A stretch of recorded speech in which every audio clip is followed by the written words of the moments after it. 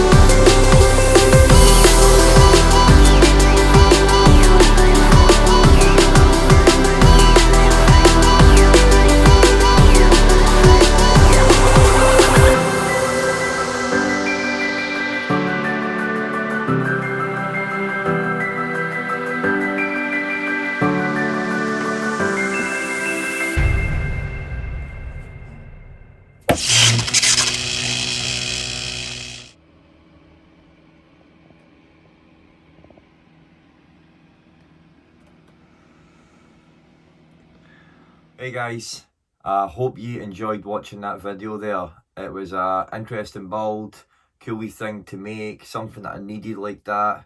Really accurate you can get with a wee sharp knife like that. If you enjoy what you're watching, the content of my channel, which I plan to make many other videos like this, woodwork, metal related things like that, like this video, subscribe, and look forward to the projects. So again, thank you guys for watching my video. It means a lot to me. So I will see you in the next video. All right, see you later, guys, and build something. Take it easy.